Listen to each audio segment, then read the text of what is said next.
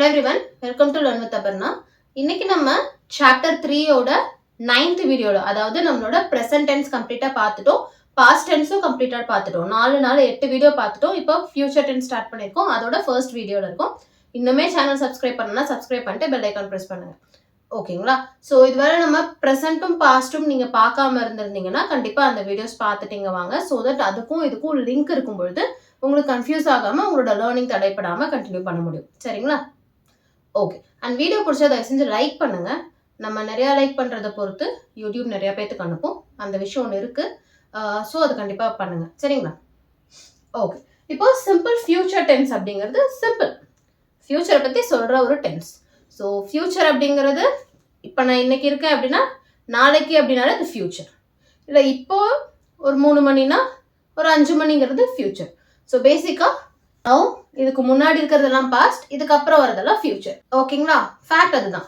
So future டென்ஸ்ல அதாவது இதுக்கப்புறம் நடக்க போற விஷயம் பத்தி நம்ம பேசும் பொழுது நம்ம எப்படி பேசுவோம் அப்படிங்கிறது இருக்கு. இந்த டென்ஸ் வந்து மற்ற எல்லா டென்ஸோட கொஞ்சம் வித்தியாசமா இருக்கும். ஏன்னு பார்த்தீங்கன்னா எல்லா டென்ஸ்க்கும் நான் உங்களுக்கு என்ன சொன்னேன், ஓகே சப்ஜெக்ட் இருக்கு, அது கூட இதை சேர்த்து V1ஓ V2ஓ V3ஓ அதுக்கு முன்னாடி ஹெல்பிங் வேணும் வேண்டாம் அதுங்கிறது ஃபார்முலான்னு கொடுத்துட்டேன். ஸோ இதில் நம்ம தெளிவாக பார்த்தது என்னன்னா சில டென்ஸ்க்கு மட்டும் சிங்குலர் சப்ஜெக்ட்டுக்கா ப்ளூரல் சப்ஜெக்டான்னு செக் பண்ணணும். பட் இந்த ஃபார்முலாஸ் பார்த்தீங்கன்னா இந்த பர்டிகுலர் சிம்பிள் ப்ரெசன்ட் டென்ஸ்க்கு இந்த பர்டிகுலர் சிம்பிள் ஃபியூச்சர் டென்ஸ்க்கு என்ன ஆகும்னு பார்த்தீங்கன்னா ஒரு ஃபார்முலாவில் 3 ஃபார்முலா இருக்கு. சரிங்களா?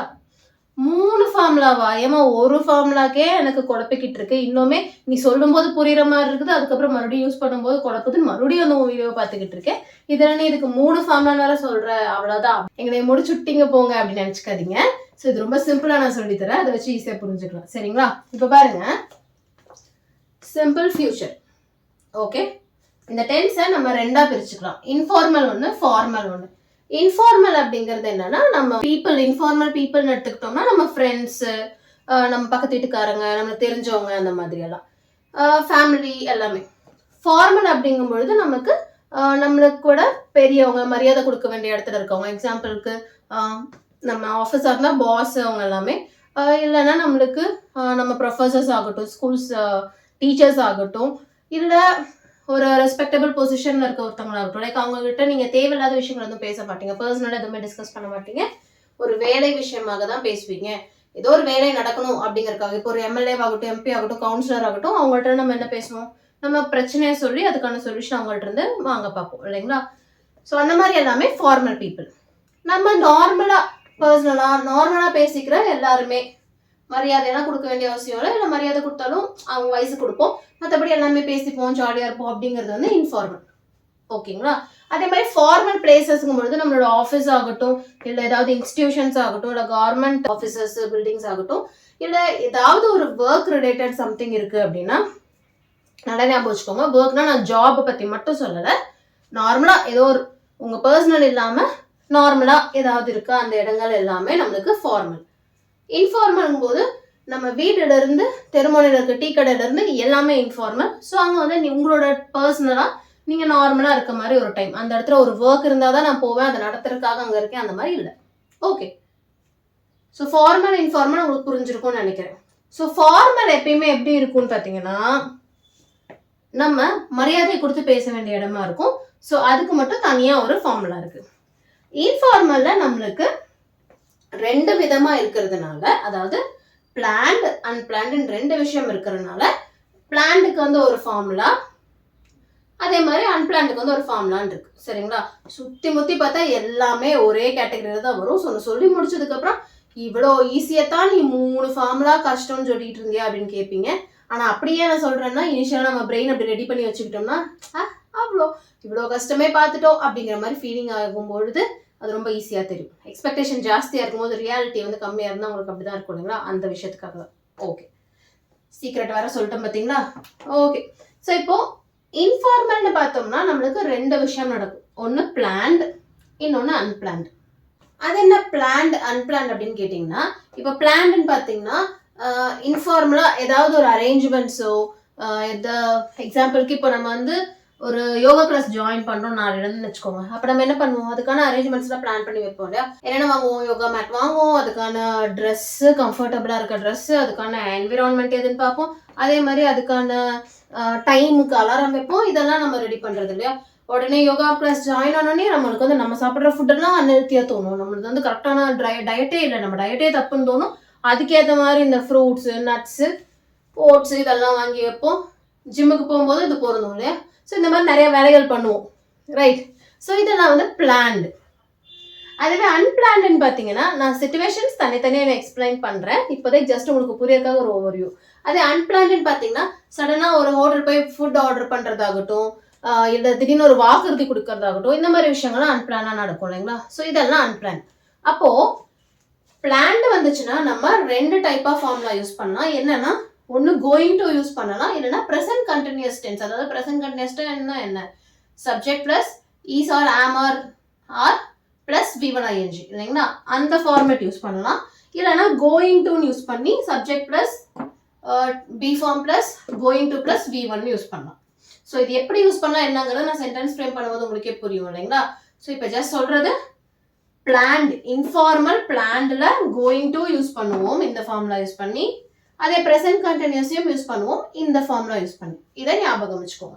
ஸோ இந்த ப்ரெசன்ட் கண்டினியூஸ் யூஸ் பண்ணும்பொழுது கண்டிப்பாக டைம் மார்க்கர் ஆட் பண்ணணும். டைம் மார்க்கருங்கும் பொழுது நம்மளுக்கு ஃபியூச்சரோட டைம் இருக்கும். ஏன்னா அப்போதான் நம்மளுக்கு ஒரிஜினலாக அது ப்ரெசன்ட் கண்டினியூஸ் இப்போ நடக்கிறத சொல்கிறோமா, இல்லை ஃபியூச்சருக்காக ப்ரெசன்ட் கண்டினியூஸ் யூஸ் பண்ணுறோமா, எதுக்கு இன்ஃபார்மல் பிளான்டில் யூஸ் பண்ணுறோமா அப்படிங்கிறது தெரியணும், அதுக்காக. சரிங்களா. ஸோ டைம் மார்க்கர் இங்கே ரொம்ப முக்கியம். அதே போல் இது டைப் 2. டைப் 1 பார்த்தீங்கன்னா ஃபார்மலுக்கு நம்ம நார்மலாகவே சிம்பிள் ஃபியூச்சர் டென்ஸ் வில் தான் யூஸ் பண்ணுவோம், subject plus will plus V1. இன்ஃபார்மலுக்கு மட்டும் பிளான்டு சொன்னீங்க, அன்பிளான்டு சொன்னீங்க, ஃபார்மலுக்கு எதுவுமே சொல்லு அப்படின்னு கேட்டிங்கன்னா ஃபார்மல் எப்பயுமே நம்மளுக்கு பிளான்டாக தான் இருக்கும், அன்பிளான்டாக இருக்காது. ஆப்வியஸாக நம்ம ஆஃபீஸில் நீங்கள் ஒரு ஃபங்க்ஷன் இருக்குது, இல்லை ஒரு ஈவெண்ட் இருக்குது, ஒரு பிரான்ச் ஓப்பன் பண்ணுறாங்க, இல்லை ஒரு MLA பதவி இருக்கிறாரு, இல்லை ஒரு MP பதவி இருக்கிறாரு, ஒரு கவுன்சிலர் விசிட் பண்ணுறாரு, எல்லாமே ஏற்கனவே பிளான்டாக தான் இருக்கும் இல்லைங்களா ஃபார்மல் அப்படிங்கும்பொழுது. அதனால் ஒரு டெஸ்ட்லேருந்து எல்லாமே. ஸோ ஃபார்மலுக்கு அன்பிளான்ட் பிளான்டாக எதுவுமே கிடையாது. ஃபார்மல் சிச்சுவேஷன்ஸ்க்கு எப்பயுமே நம்ம subject plus will plus V1 தான் யூஸ் பண்ணுவோம், சிங்குலராக இருந்தாலும் ப்ளூரலாக இருந்தாலும். அதுவே இன்ஃபார்மலில் பிளான்டில் கோயிங் டு யூஸ் பண்ணலாம், இல்லை ப்ரெசன்ட் கண்டினியூஸ் டென்ஸ் யூஸ் பண்ணலாம். அதுவே இன்ஃபார்மல் அன்பிளான்ட் இருந்தால் அதுக்கும் வில் தான் யூஸ் பண்ணுவோம். வில்னா subject plus will plus V1. சரிங்களா. புரியுற மாதிரியும் இருக்கும், புரியாத மாதிரி இருக்கும், குழப்பமா இருக்க மாதிரியும் இருக்கும், தெளிவான மாதிரியும் இருக்கும். எனக்கு புரியுது, பட் நம்ம சிச்சுவேஷன்ஸ் வச்சு பார்க்கும்பொழுது உங்களுக்கு இன்னும் தெளிவாக புரியும். ஓகே. ஸோ இப்போ நம்ம டைப் 2ல அதாவது இன்ஃபார்மல்ல பிளான்ட் ஈவெண்ட்ஸ் பார்க்குறோம். நம்ம போன வீடியோவில் என்ன பார்த்தோம், டைப் 1 ஃபார்மல் பார்த்துட்டோம், டைப் 2 இன்ஃபார்மல் அன்பிளான்ட் பார்த்தோம், ரெண்டுமே பார்த்தோம். ஏன்னா அது ரெண்டுமே ஒரே formula, subject plus will plus V1. இந்த வீடியோவில் நம்ம ஏற்கனவே நம்ம பைஃபர்கேஷன்ஸ் மறுபடியும் பார்த்துட்டோம். ஸோ இப்போ மறுபடியும் நம்ம டைப் 2 பார்க்குறோம். அதில் என்ன பார்க்குறோம், பிளான்ட் மட்டும் பார்க்குறோம். ஸோ இன்ஃபார்மல் பிளான்ட் அப்படிங்கும்போது என்னன்னு பார்த்தீங்கன்னா ஒரு அரேஞ்ச்மெண்ட்ஸ், அதாவது எந்த சூழ்நிலையில் யூஸ் பண்ணுவோம்னா அரேஞ்ச்மெண்ட்ஸ் பண்ணிருக்கும் போது யூஸ் பண்ணுவோம், இன்டென்ஷன்ஸ் பற்றி பேசும்போது யூஸ் பண்ணுவோம், ப்ரெடிக்ஷன்ஸ்க்கு யூஸ் பண்ணுவோம், பிளான்ட் ஈவெண்ட்ஸ்க்கு யூஸ் பண்ணுவோம். என்ன ஏதோ பேரெல்லாம் படிச்சுட்டு இருக்கீங்க அப்படின்னு கேட்டிங்கன்னா நான் இதுக்கு வரேன். பட் அதுக்கு முன்னாடி ஃபார்முலா பார்த்தீங்கன்னா subject plus be form plus going to plus V1. இந்த டு பிங்கிறது பி ஃபார்ம், அதாவது ஈஸ் இல்லை ஆம் இல்லைன்னா ஆர். அதே போல் subject plus to be plus be form plus V1 plus ING plus time marker plus time marker. இந்த time marker ரொம்ப முக்கியம். ஏன்னா இந்த கோயிங் டு யூஸ் பண்ணும்போது டைம் மார்க்கர் இல்லாட்டி கூட பிரச்சனை இல்லை, ஆனால் இந்த V1 ING யூஸ் பண்ணும்போது டைம் மார்க்கர் கண்டிப்பாக வேணும். ஏன்னா டைம் மார்க்கர் நம்ம கொடுக்கல, ஃபியூச்சரில் ஒரு டைம் பற்றி நான் பேசுகிறேன்னு அதை சொல்லாமல் விட்டுட்டேன்னா நம்மளுக்கு அது ப்ரெசென்ட் கண்டினியூஸ் இப்போ நடக்கிறதா இல்லை ஃபியூச்சர் நடக்க போகிறதான்னு ஒரு கன்ஃபியூஷன் வந்துடும். அதனால் அதை கவனமாக வச்சுக்கணும். சரிங்களா. அது சென்டென்ஸ் ஃப்ரேம் பண்ணும்போது தெளிவாக சொல்கிறேன். ஸோ இப்போ இங்கே பார்த்தீங்கன்னா அரேஞ்ச்மெண்ட்ஸ், அதாவது ஒரு விஷயம் நான் பிளான் பண்ணி வச்சுட்டேன், அதுக்கான அரேஞ்ச்மெண்ட்ஸ் நான் ரெடி பண்ணி வச்சிருப்பேன் ஏற்கனவே. அதெல்லாம் நான் சொல்லும் பொழுது இதெல்லாம் சொல்லலாம். எக்ஸாம்பிளுக்கு பார்த்தீங்கன்னா I am going to meet him tomorrow at the beach. I am going to meet him tomorrow எங்க பீச்சில். ஸோ நான் நாளைக்கு அவனை மீட் பண்ண போகிறேன், இது ஏற்கனவே பிளான் பண்ணிட்டு அதுக்கான அரேஞ்ச்மெண்ட்ஸ் இருக்கும் இல்லையா. ஸோ பீச்சில் மீட் பண்ண போகிறோன்னா அதுக்கான அரேஞ்ச்மெண்ட்ஸ் மைண்டும் ப்ரிப்பேர் ஆயிருக்கும். அதுக்கேற்ற மாதிரி ட்ரெஸ் எடுக்கிறதாகட்டும், எதுவாகட்டும், டைம் ஷெட்யூல் பிளான் பண்றதாகட்டும் எல்லாம் பண்ணி வச்சிருப்போம். So I am going to meet him tomorrow at the beach. இல்ல we are going to meet at the beach. We are going to meet at the beach. We are going to meet at the beach. இதையே நான் இந்த ஃபார்முலால சொல்லலாம்னா we are meeting tomorrow at the beach. ஓகேங்களா? So we are meeting at the beachனா இப்போ நம்ம meet பண்ணிட்டு இருக்கோம்னு வந்துடும். அதனால அந்த டுமாரோங்கிற டைம் மார்க்கர் நான் கண்டிப்பா ஆட் பண்றேன். ஓகே, அதே போல இன்டென்ஷன்ஸ்ங்கிறது நம்ம மனசுல இருக்க எண்ணங்கள். ஸோ மனசுல நம்ம ஏற்கனவே இதை ஃபியூச்சர்ல இது நடக்க போகுதுன்னு ஒரு எண்ணம் எடுத்து வச்சிருப்போம். ஸோ அதுக்கான பிளான்லாம் போட்டு வச்சிருப்போம். அப்படிங்கும்பொழுது நம்ம அந்த இன்டென்ஷன்ஸை சிம்பிள் ஃபியூச்சர் டென்ஸ்ல சொல்லலாம். ஸோ நான் வந்து நாளையிலேருந்து ஜிம்முக்கு போக போறேன்னா I am going to go gym regularly. I am joining the dance class tomorrow. So இந்த மாதிரி நான் ஏற்கனவே பிளான் பண்ணி வச்சிருக்கேன். என்னோட இன்டென்ஷன் படி அது நடக்கும் அப்படிங்கறதுனால அதுக்கான ப்ரீ பிளான் பண்ணி வச்சிருக்கேன். பிளானுங்கப்ப மைண்ட்ல இருக்கிறதுனால இல்லைங்களா? ஸோ அதெல்லாமே நம்ம சிம்பிள் ஃபியூச்சர் டென்ஸ்ல இந்த ஃபார்மேட்ல கோயிங் டுவோட V1 ing யூஸ் பண்ணி சொல்லுவோம். அடுத்தது ப்ரிடிக்ஷன்ஸ் போன வீடியோல தானே சொன்னீங்க வில் யூஸ் பண்ணணும்னு அப்படின்னு கேட்டீங்கன்னா நான் போன வீடியோல தெளிவா சொன்னேன். அதை உரிய ப்ரொஃபஷனல் சொல்லும் பொழுது வில் யூஸ் பண்ணணும்னு. ஸோ அதை நீங்க இன்னொரு டைம் பாக்குறேன்னா பாருங்க. அப்போ இந்த ப்ரிடிக்ஷன்ஸ் என்னன்னு பாத்தீங்கன்னா அதுக்கு உரியவங்க கிடையாது. நார்மலா யாரோ ஒருத்தர் போற போக்குல இப்படி நடக்கும் அப்படின்னு சொல்றது. மோஸ்டா நம்ம சோசியல் மீடியால ஏதாவது ஒன்று கிளப்பி விட்டுட்டே இருக்காங்க இல்லைங்களா? அவங்கெல்லாம் வந்து will plus V1 யூஸ் பண்ணக்கூடாது. going to plus V1 இல்லைன்னா V1 ing தான் யூஸ் பண்ணணும். it will rain tomorrow அப்படின்னு யார் சொல்லலாம்னா அந்த வானிலை ஆய்வு மையம் சொல்லலாம். ஏன்னா அவங்க தான் அதை சொல்றதுக்கான கரெக்டான ப்ரொஃபஷனல். அதுவே நாளைக்கு மழை பெய்யலாம் நான் சொல்றேன்னா நான் வந்து இப்போ கரெக்டான ப்ரொஃபஷனல் கிடையாது. எனக்கு அதுக்கான உரிமையோ அதுக்கான தகுதியோ கிடையாது. பட் நானா ஒரு விஷயம் சொல்றேன், அதுக்காக நான் மழை பெய்யும் அப்படிங்கறத நான் சொல்லக்கூடாதுன்னு என்னோட உரிமை, பேச்சு உரிமை இருக்கு. அப்ப நான் சொல்லலாம்னா நான் எப்படி சொல்லலாம்னா it is going to rain tomorrow அப்படின்னு நான் சொல்லலாம். அதாவது நாளைக்கு மழை பெய்யலாம், மழை பெய்ய வாய்ப்பு இருக்கு. நான் ஒரு கணிப்பு சொல்றேன். அது நான் எக்ஸ்பர்ட் கிடையாது, அதுக்காக நான் சொல்லக்கூடாதுன்னு இல்லை. நான் ஒரு விஷயம் சொல்றேன், ப்ரெடிக்ட் பண்றேன்னா அதை நான் வந்து கோயிங் டு யூஸ் பண்ணி V1 ing யூஸ் பண்ணி சொல்லிக்கலாம். எக்ஸ்பர்ட்டா இருந்தா தான் will plus V1 யூஸ் பண்ணணும். ஓகேங்களா? கடைசியா பிளான்ட் ஈவெண்ட்ஸ் அப்படிங்கும் பொழுது என்னன்னா நம்ம ஏற்கனவே பிளான் பண்ணி வச்ச இன்ஃபார்மல் ஈவெண்ட்ஸ் பத்தி நம்ம சொல்றோம். மேபி நெக்ஸ்ட் வீக் வந்து அவங்க ஃபிளைட்ல டெல்லி போறாங்கன்னா she is flying to Delhi next week. They are having a party next month. இந்த மாதிரி நம்ம கோயிங் டுலயோ ஒரு V1 ing ஃபார்மேட்லயோ சொல்லிக்கலாம். ஆனா கப்பு முக்கியம் பிகிலுங்கிற மாதிரி டைம் மார்க்கர் முக்கியம் பிகிலு. சரியா? ஓகே, இப்போ இது எங்கெங்க யூஸ் பண்ணுவோம்னு புரிஞ்சிருச்சு, ஃபார்முலா புரிஞ்சிருச்சு. இதை சென்டென்ஸ் ஃப்ரேம் பண்ணி பார்க்கலாம். நான் எக்ஸாம்பிளுக்கு ஒரு சென்டென்ஸ் எழுதியிருக்கேன் பாருங்க. ரெண்டு டைப்புக்குமே பார்க்கலாம். கோயிங் டுக்கு பார்க்கலாம், V1 ing பார்க்கலாம். இப்போ he அப்படிங்கும்பொழுது is, he she it singular S தான் முடியணும் is, UV they plural are, I exception am. Okay, so இப்போ இங்க he is going to work tomorrow. He is going to work tomorrow. நாளைக்கு அவன் work பண்ண போகிறான். He subject is be form verb going to work V1 time marker. He is going to work tomorrow. இதையே நான் சொல்லணும்னா he be form verb is V1 work ing working time marker this Sunday. He is working this Sunday. இல்ல he is working tomorrow. இல்ல he is going to work tomorrow. இல்ல he is going to work this Sunday. இந்த ரெண்டுல எது வேணா எடுத்துக்கலாம். நம்மளுக்கு எது ஈஸியோ அதை வந்து நம்ம அக்செப்ட் பண்ணிக்கலாம். பிகாஸ் உங்களுக்கு இந்த கோயிங் டு யூஸ் பண்றது ஈஸியா இருக்க மாதிரி தோணுச்சுன்னா அது யூஸ் பண்ணிக்கோங்க. இந்த ஃபார்மேட் ஈஸியா இருக்குன்னா அது யூஸ் பண்ணிக்கோங்க. அது உங்களோட இஷ்டம். இப்போ இதையே எஸ் ஆர் நோ क्वेश्चन எப்படி ஃப்ரேம் பண்ணனா அதே தான்.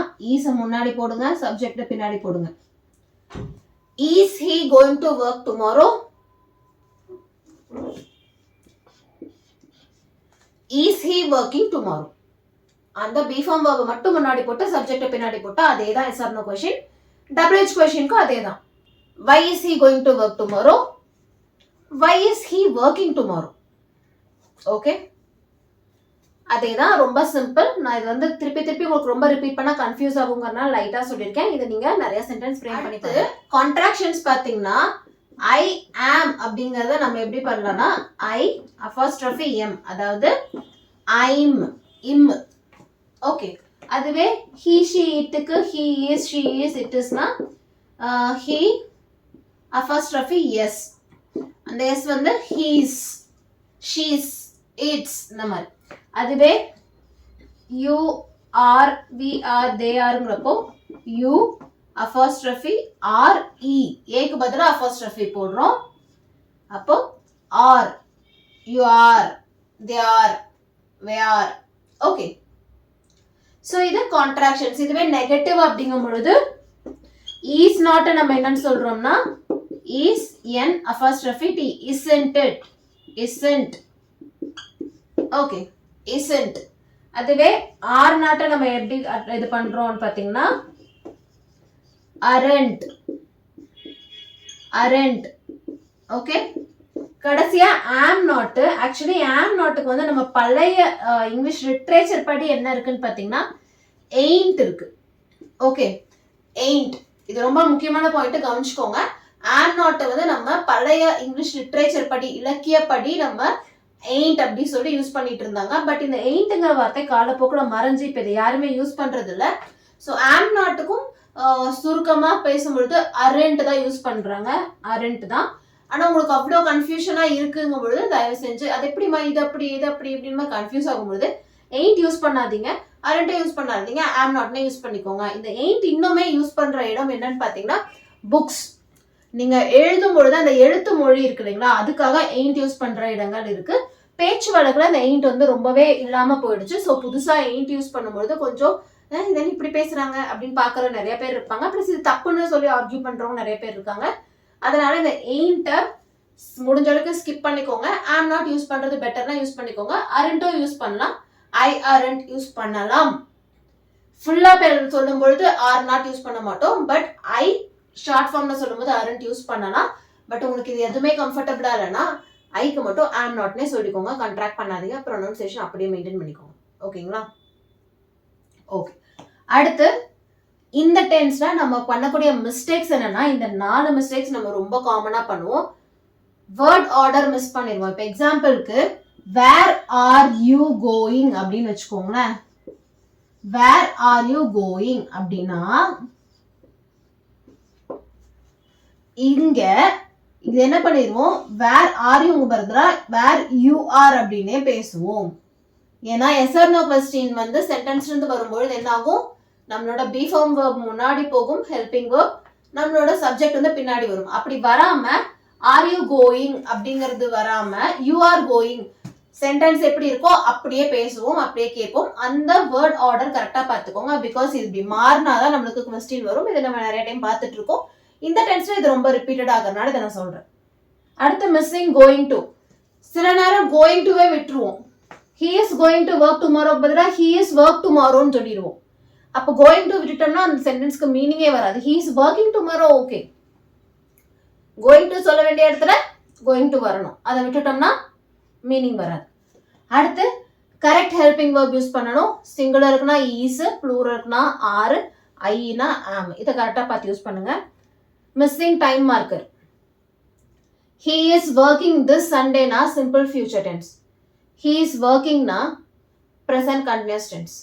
அப்போ டைம் மார்க்கர் எவ்வளவு முக்கியம்னு பாருங்க. டைம் மார்க்கர் நம்ம கொடுக்கலன்னா நம்ம சொல்ற விஷயம் இப்ப நடந்துட்டு இருக்க மாதிரி அர்த்தமாயிரும், அதாவது present continuous ஆயிடும். கரெக்டா பாத்துக்கோங்க. இந்த மிஸ்டேக்ஸ்லாம் பண்ணாம தவிர்த்துக்கோங்க. சிம்பிள் ஃபியூச்சர் டென்ஸ் நான் சொன்ன மாதிரி 2 வீடியோவா இருக்கு. ஒருவேளை நீங்க அதை பார்க்காம இது வந்தீங்கன்னா ரொம்ப கன்ஃபியூஸ் ஆகும்.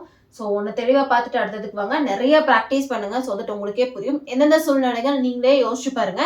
எந்தெந்த சூழ்நிலைக்கு எந்தெந்த மாதிரி சென்டென்ஸ் ஃப்ரேம் பண்ணணும்னு யோசிச்சு பாருங்க.